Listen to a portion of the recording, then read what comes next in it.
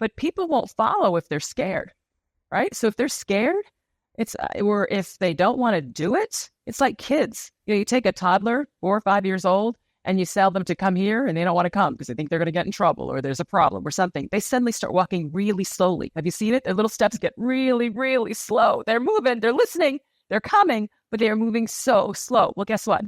In business, it's the same way. If I don't believe it, if I don't understand it, if I'm afraid of it, the whole bit, okay, I'll do what you ask. But I'm going to move like really slow, right, to get there. Mm-hmm. But transformation requires speed.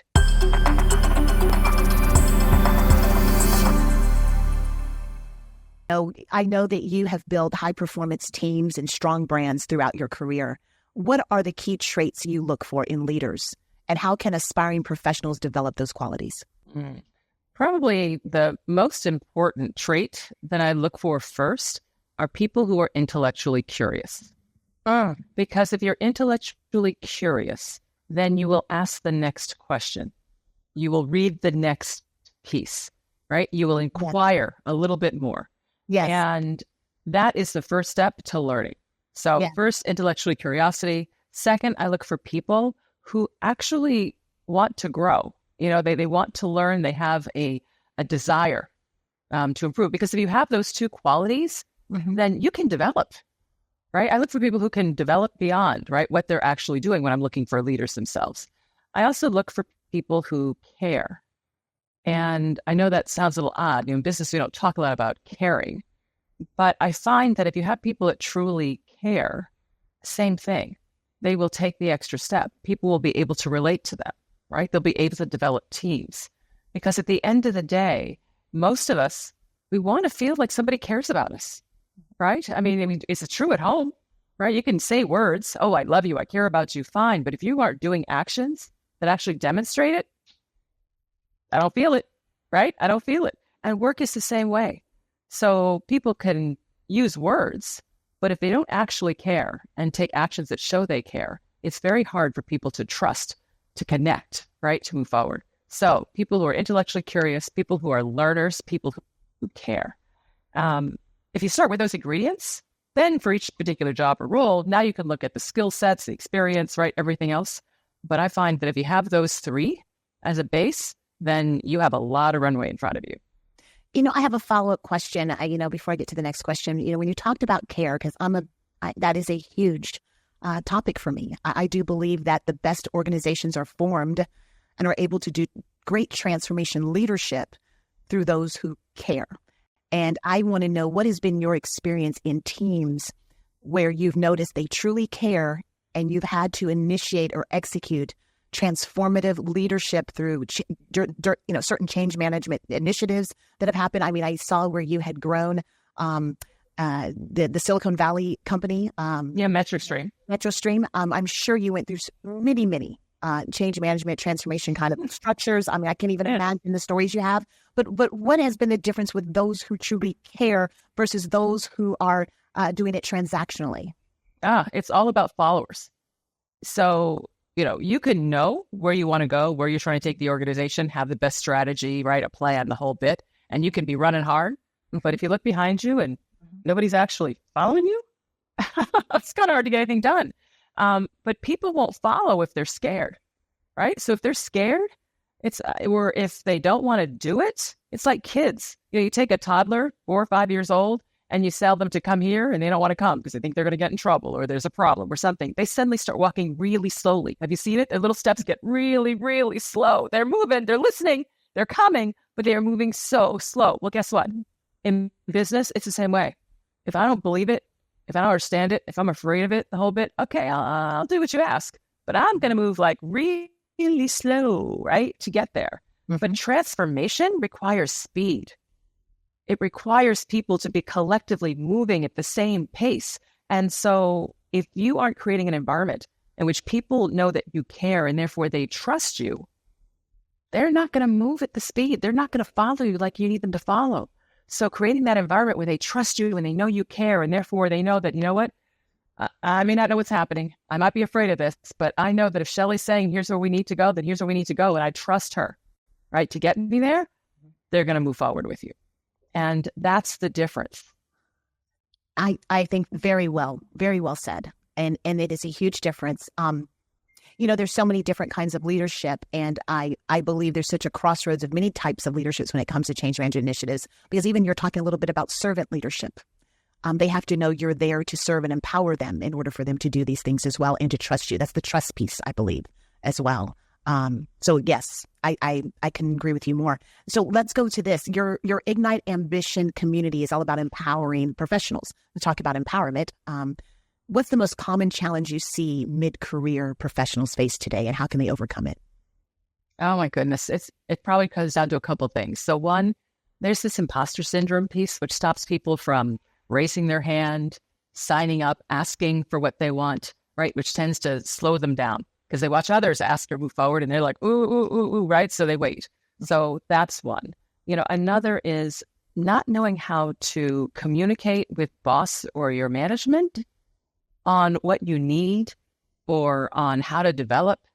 Because what I find is people in general don't really like to give tough feedback.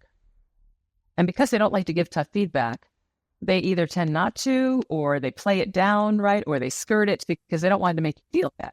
Well, the trouble is, if I don't get the feedback, I can't improve and I can't grow. So, the other is helping people understand how to actually get the feedback, because that's critical to continuing to grow and develop. The other thing I find is understanding that doing what you did to get to that first line management role, et cetera, is great. But doing the same thing just harder is not going to get you to the next role. Expectations change as you rise.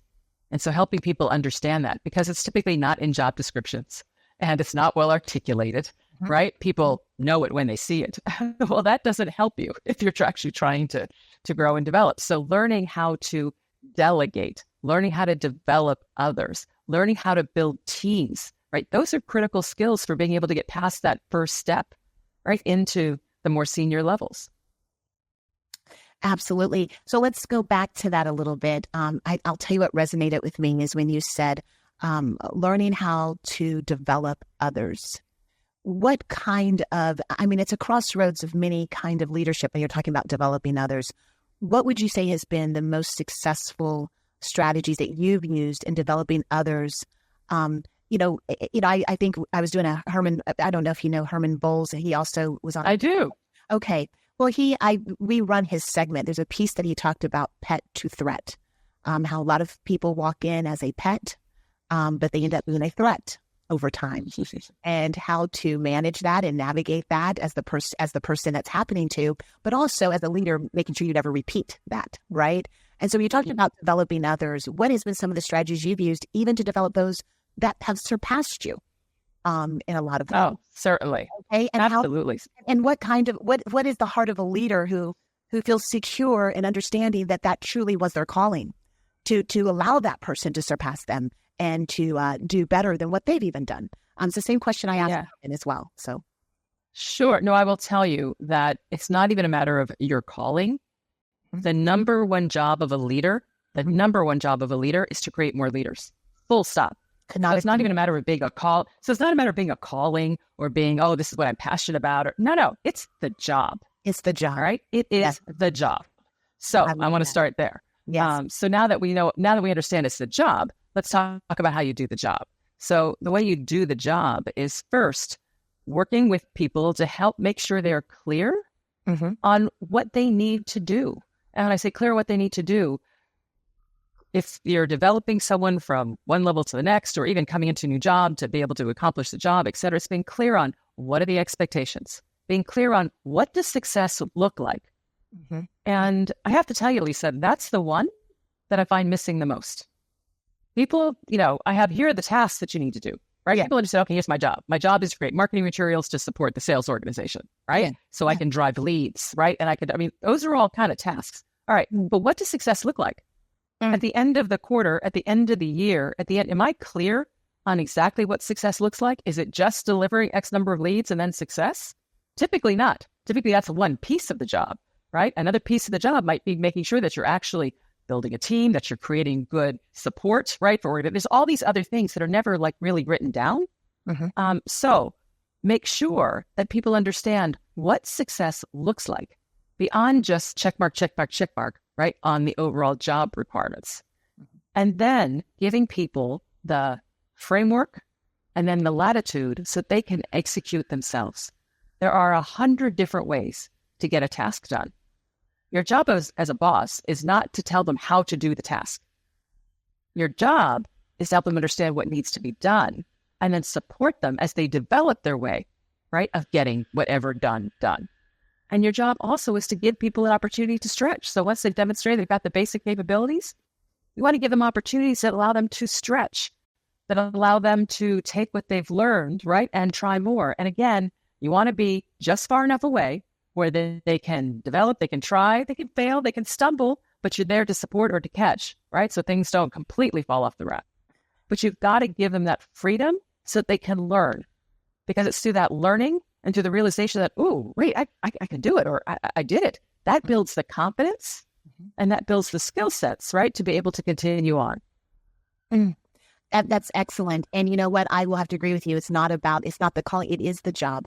That is your job, is to make sure that those that you're developing, like you said, create an environment of safety, right, and empowerment, so that they can move past you, so that they can form their own way of doing something. That is when their gifts and talents come out, if I'm hearing you correctly, because you're allowed to figure out how they would execute this. Tell them what needs to be, tell them what the end result needs to be. But yes, I could not agree with you more.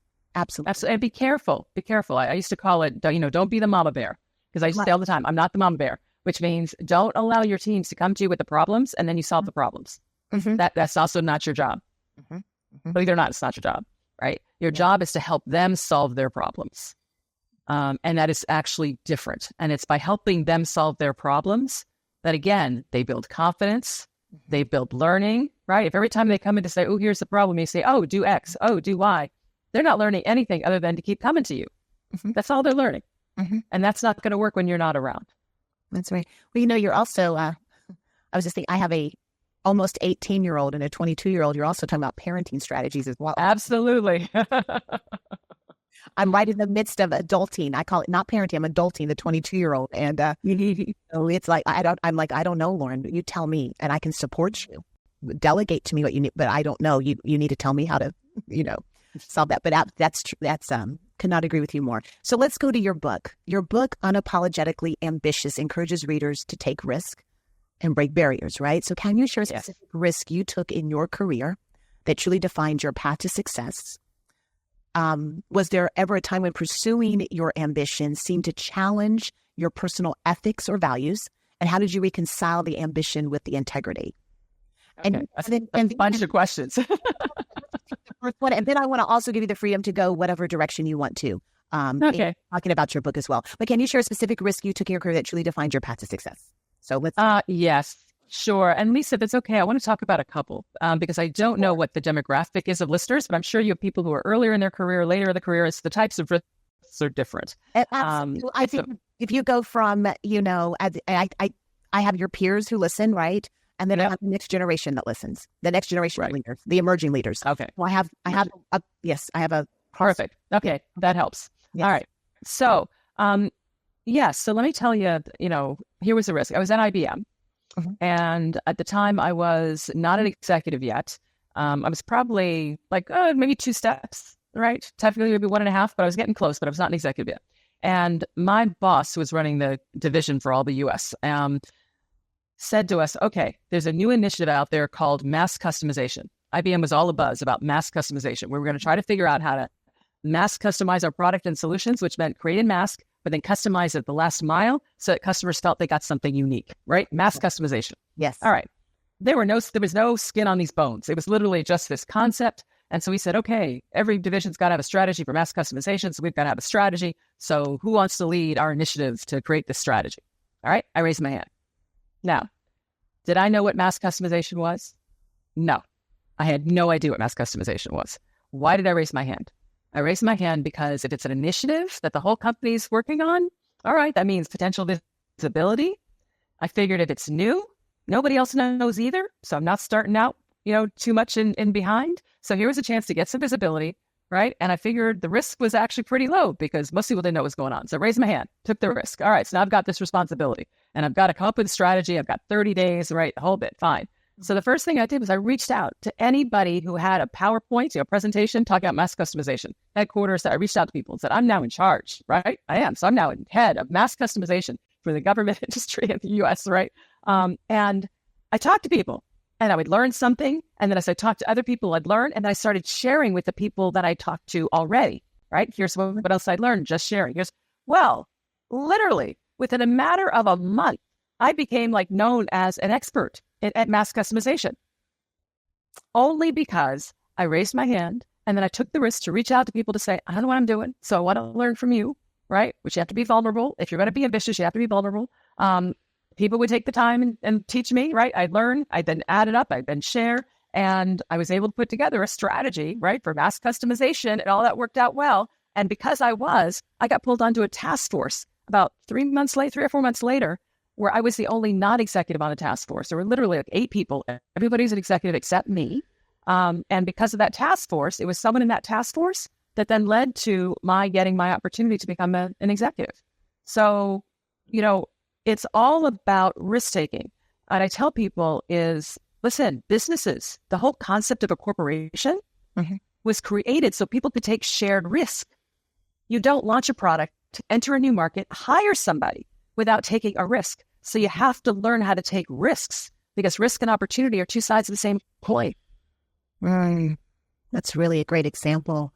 When I think of, I think just the way you thought about it, the fact that you raised your hand and said, yes, I'll take this on, knowing that you knew nothing about it, but you knew enough to know that the people that you would be able to gather, the information you ever got, you knew that you could do it. And that was taking a risk, which led you to an executive position. That's pretty powerful. It's a powerful example. Yeah, absolutely. And then sometimes you have to take risks. And by the way, risks by definition are uncomfortable. Probably the biggest risk I took. Now I am a senior executive. I'm at IBM. My boss works for Luke Gerster, the CEO. Right? There's no one above me that looks like me, right? And no black females. And I'm running a multi-billion-dollar division. I'm over in Asia Pacific. I'm doing really well, right? Yes. Except I want to be a CEO. That's my goal, to be a CEO. Yes. And indications aren't such that I'm feeling I'm really going to get the opportunity to truly compete for the CEO of IBM. Yes. So what do I do? I could stay at IBM. I mean, comfortable, right? Executive career at IBM. I know everybody. It's all easy, right? Good. I can do that. Or I can truly go after my goal, which is to be a CEO and leave my comfort zone. Leave the company I worked for 15 years. Leave all my friends, right? Leave. That was hard. That was the biggest risk I took.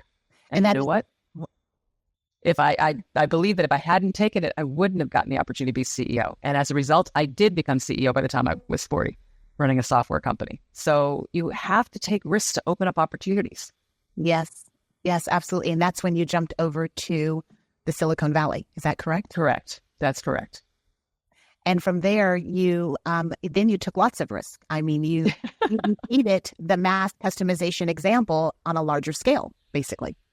Absolutely. I took risks. Listen, I took risks all through my career. Which is why first bullet point after my title of the book is take risks.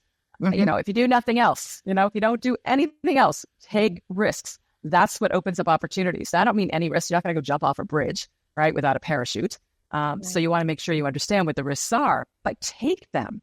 Take them. It's actually, Lisa, because I sit in boardrooms. I've been serving on public boards for 20 years.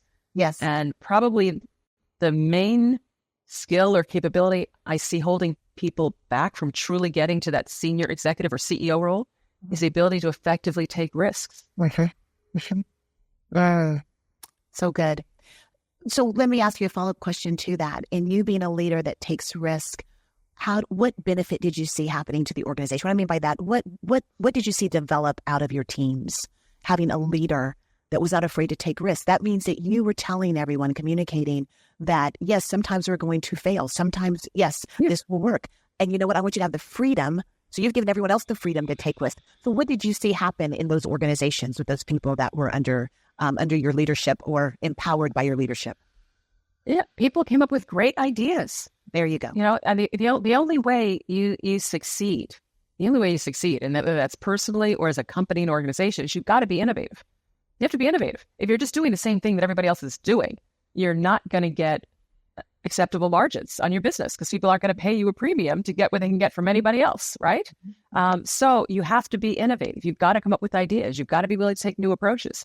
And we had teams that were, willing to need to reorganize, need to launch into a new market, need to launch a new product, need to, I'll never forget one of the biggest risks we took at MetricStream is we're still a new fledgling company. We didn't have a whole lot of money at this point, but we were going to have our first executive conference. Well, how do you get people to come to your conference, right? The very first one, that's the hardest. And if the first one's successful, the rest will probably be successful. But the first one's a bomb, it's like over, right? It takes forever to make that up. Mm-hmm. So we took a huge risk. We wrote a big check and we hired Colin Powell to be our keynote speaker. Talk about punching above your weight, right? We had no business, right? Getting Colin Powell. But we did, right? Yeah. And it was like a lot of money. I mean, it was like, okay, this is like 2 quarters worth of marketing expense, right? It's like, oh my God, right? This is a big number. But you know what? It was the best thing we did because we got great attendance. And then from there, everybody was like talking about it. So our numbers went up every single year with regards to attendance, participation, and therefore, it would pay for itself. So it was, you've got to take risks, risk, opportunity, 2 sides of the same coin. Could not agree with you more, Shellye. And let me ask you this.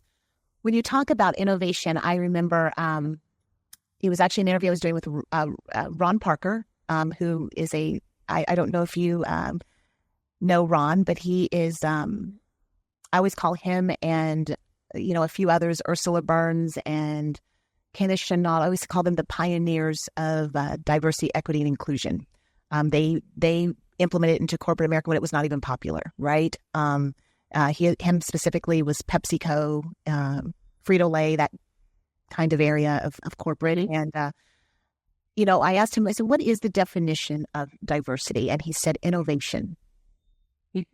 And it's beyond, of course, we want to see a representation of those who look like you and me and, and that kind of thing. But it's an innovative mind. And the only way you get that is through all sorts of kinds of diversity, whether it's geographical, socioeconomic, it's just different backgrounds of people, right? Mm-hmm. And one example that my business partner uses, and I usually go into the C-suite, is that it could be a Caucasian woman from New Jersey and a Caucasian woman from California as well. That's diversity sitting at a table if the backgrounds are from those geographical areas, right? Mm-hmm. Yet, of course, we know that it's even greater in those that represent different, people of color, mm-hmm. gender, all of that. So tell me, what have you done? And I know you've done a lot. I already know the answer to this question, but how did you implement that into your organizations? The true diversity framework that showed that it was the best business decision that you could ever make. Right. So, probably, first of all, we were a very diverse organization. So I was going to say a peak, even at my leadership team. By the way, this is a technology company in Silicon Valley. Oh yeah, and we were yes, yeah, exactly. I mean, so which is difficult to do is my point. But females, we were 35%. My leadership team was female, and we were people of color. We were well over 60%, 70% in terms of, I'm talking about a leadership team. That's Asian, Black, it's everything, right? So in terms of the mix, but the best way is by showing people. When I say by showing people, if you don't mind, let me just tell you a story. So we had a large operation in Bangalore, India. Mm-hmm. Okay. Mm-hmm. And in Bangalore, even though my leadership team globally was pretty diverse, in Bangalore, no, leadership team was like basically all male and one female. Mm-hmm. So wanted to get a program started focusing on like an ERG for women, right? Mm-hmm. And focus on women. So I went over there and I pulled together a meeting to kick off this council. So all the women who are now part of this council came in and the leadership team was participating in. So it's a big room with one like big long table. And as people are piling in, there's not going to be enough seats at the table for everybody to sit down. So there's also seats against the wall. So as people start coming in, some women sit at the table, all the leadership members start sitting at the table, and then women start sitting along the wall. All right. Mm-hmm. And I said, no. I said, everyone on the Women's Council has to sit at the table. And so they start to sit at the table. And I said, leadership team, you have to sit on the wall, against the wall. And they're looking at me, and they got up and kind of moved to the table. Women kept coming in. There wasn't space. They started sitting on the wall. I said, no, we are squeezing every chair around this table. All right. So it took us like 15 minutes to get everything worked out fine. Now, we're all set. All the women on the council are around the table, and all the leadership, which I said is mainly men, right, are sitting against the wall. And I looked around, and they're all looking at me expectantly. And I said, so why did I just do that? And they're all looking at me, have no idea. Mm-hmm. And I said, okay. I said, guys, against the wall, right? How are you feeling right now? And they're looking at each other, and they said, kind of strange. I said, are you? Are you feeling that you're part of the power here, part of what's going on? Mm-hmm. Not really. Do you feel like one removed? Like maybe you're just bystanders, just watchers, just observers? And they're kind of like, yeah. And I said, ladies, how do you feel right now? Do you feel that you actually probably have a voice now that you're sitting around the table? Do you feel like, yeah, I do. That's why I did that. That's why I did that. When you came in, right, many of you were willing to go sit against the wall and be observers. You cannot be observers, right? And guys, I want you to understand how it feels, right? When you're sitting here. Anyway, so it's just this whole, but that's how we kicked off the event. So when you say, how do I do it? I believe that you have to show people, and people don't get it unless they feel it. Yes. This I could have just had them all sit like normal and said, when you sit against the wall, you feel like this. When you sit at the table, you feel like this. And people would have nodded their head and said, okay, that's how you feel. Yes. But when you actually experience it, that's how you actually learn. So I believe in giving opportunities to experience what you're trying to demonstrate with power, with diversity, with all those things. That's a great example, because I think that's the only way that you can allow those to understand, especially those who don't understand the importance of it, which obviously I can't believe in this time of day that, in 2024, that I have to say that people don't understand. A lot, at least they're acting like they don't understand the importance of it, right? But to show them and for them to feel it on the other side, that's a whole nother experience that educates and makes them aware and brings insight, right?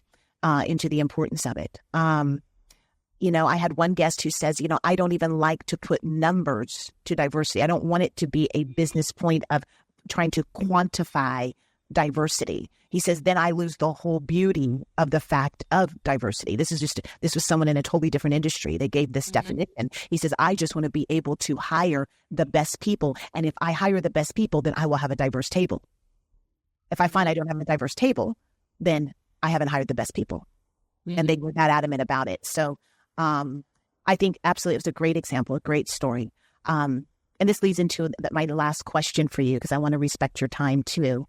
You've been a trailblazer in leadership. I'm very fortunate that you're on the podcast from that standpoint as well, and particularly in industries where women and people of color are underrepresented. So what have you done to navigate in those spaces? How have you handled that? Gosh, given that I've been in tech my whole career, starting in the early 80s, I've been in a lot of spaces, right, where I was the one and the only. My biggest advice to people is to, take help, get support when you need it. I'll give you an example. I got my first public board when I was 42 or 43 years old. A company back then was called Arbitron. It was a $500 million company. I was the only Black person on the board. And after a few meetings, I ended up being the only female on the board. And I was younger than anyone by at least a decade. All right. So I was pretty intimidated. So I'm on this board and I'm preparing, I'm coming ready. I have questions, I have comments, but I don't feel that my voice is really being heard. Right. And a couple of meetings go by and I'm just not feeling like I'm really being heard. And so I said, you know what? I need help. So I reached out to one of the board members who I worked to build a relationship with. And I said, Luis, I have a favor to ask. I said, I don't know if you've noticed, but I don't feel like my ideas are actually being heard in the boardroom.